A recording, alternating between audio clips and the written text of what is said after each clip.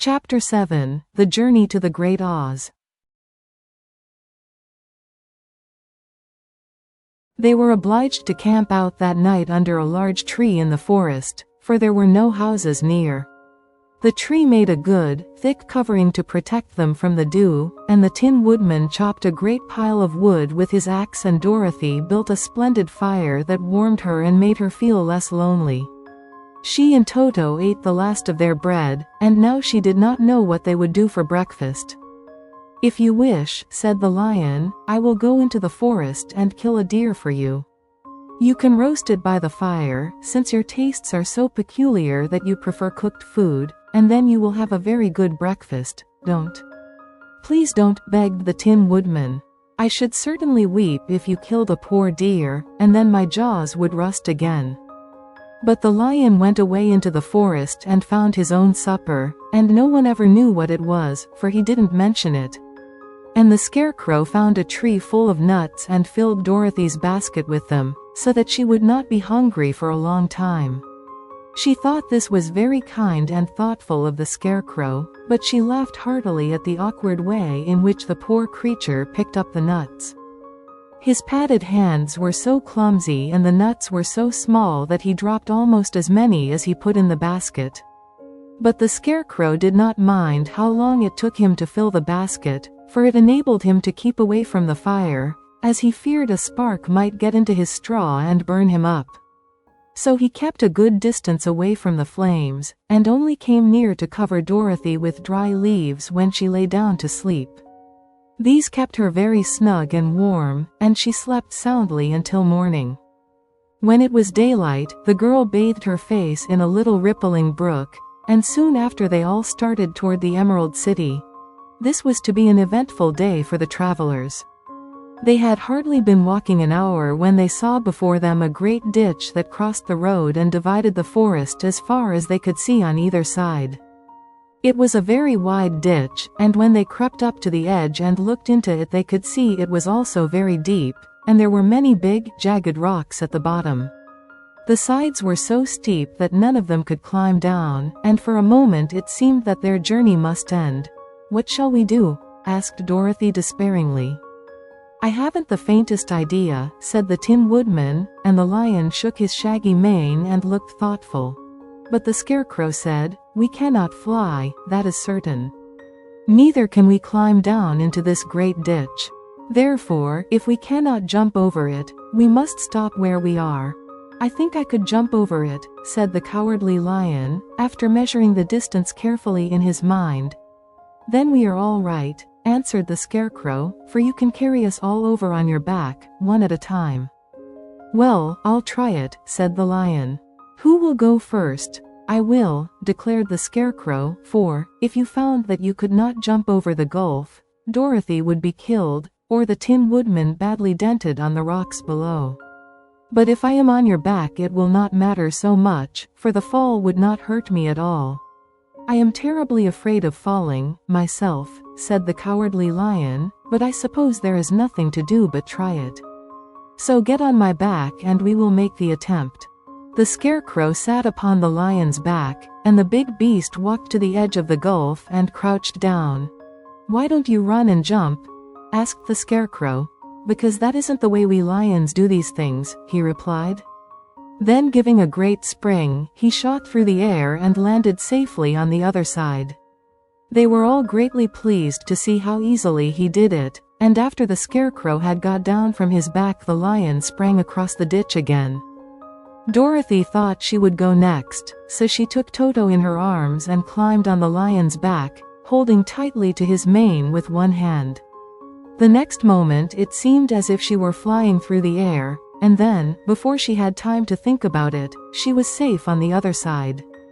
The lion went back a third time and got the Tin Woodman, and then they all sat down for a few moments to give the beast a chance to rest. For his great leaps had made his breath short, and he panted like a big dog that has been running too long. They found the forest very thick on this side, and it looked dark and gloomy. After the lion had rested they started along the road of yellow brick, silently wondering, each in his own mind, if ever they would come to the end of the woods and reach the bright sunshine again. To add to their discomfort, they soon heard strange noises in the depths of the forest, and the lion whispered to them that it was in this part of the country that the Kalidas lived. "What are the Kalidas?" asked the girl. "They are monstrous beasts with bodies like bears and heads like tigers," replied the lion, "and with claws so long and sharp that they could tear me in two as easily as I could kill Toto." "I'm terribly afraid of the Kalidas." "I'm not surprised that you are," returned Dorothy. "They must be dreadful beasts." The lion was about to reply when suddenly they came to another gulf across the road. But this one was so broad and deep that the lion knew at once he could not leap across it. So they sat down to consider what they should do, and after serious thought the Scarecrow said, "Here is a great tree, standing close to the ditch.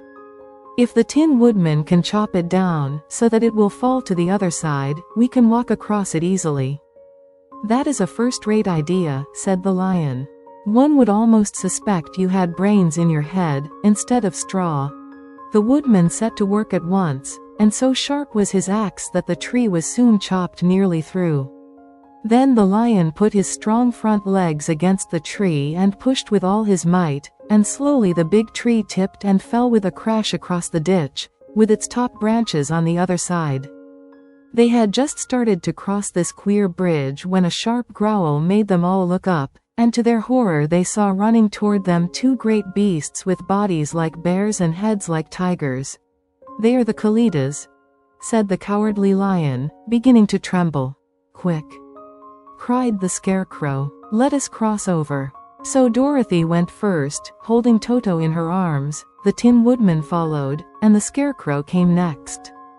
The lion, although he was certainly afraid, turned to face the Kalidas, and then he gave so loud and terrible a roar that Dorothy screamed and the Scarecrow fell over backward, while even the fierce beasts stopped short and looked at him in surprise. But, seeing they were bigger than the lion, and remembering that there were two of them and only one of him, the Kalidas again rushed forward, and the lion crossed over the tree and turned to see what they would do next. Without stopping an instant the fierce beasts also began to cross the tree. And the lion said to Dorothy, "We are lost, for they will surely tear us to pieces with their sharp claws. But stand close behind me, and I will fight them as long as I am alive." "Wait a minute," called the Scarecrow. He had been thinking what was best to be done, and now he asked the woodman to chop away the end of the tree that rested on their side of the ditch. The Tin Woodman began to use his axe at once, and, just as the two Kalidas were nearly across, the tree fell with a crash into the gulf, carrying the ugly, snarling brutes with it, and both were dashed to pieces on the sharp rocks at the bottom. "Well," said the Cowardly Lion, drawing a long breath of relief, "I see we are going to live a little while longer, and I am glad of it, for it must be a very uncomfortable thing not to be alive. Those creatures frightened me so badly that my heart is beating yet." "Ah," said the Tin Woodman sadly, "I wish I had a heart to beat." This adventure made the travelers more anxious than ever to get out of the forest, and they walked so fast that Dorothy became tired, and had to ride on the lion's back. To their great joy the trees became thinner the farther they advanced, and in the afternoon they suddenly came upon a broad river, flowing swiftly just before them. On the other side of the water they could see the road of yellow brick running through a beautiful country, with green meadows dotted with bright flowers and all the road bordered with trees hanging full of delicious fruits. They were greatly pleased to see this delightful country before them. "How shall we cross the river?" asked Dorothy. "That is easily done," replied the Scarecrow. "The Tin Woodman must build us a raft, so we can float to the other side." So the woodman took his axe and began to chop down small trees to make a raft, and while he was busy at this the Scarecrow found on the riverbank a tree full of fine fruit. This pleased Dorothy, who had eaten nothing but nuts all day, and she made a hearty meal of the ripe fruit. But it takes time to make a raft, even when one is as industrious and untiring as the Tin Woodman, and when night came the work was not done. So they found a cozy place under the trees where they slept well until the morning, and Dorothy dreamed of the Emerald City, and of the good Wizard Oz, who would soon send her back to her own home again.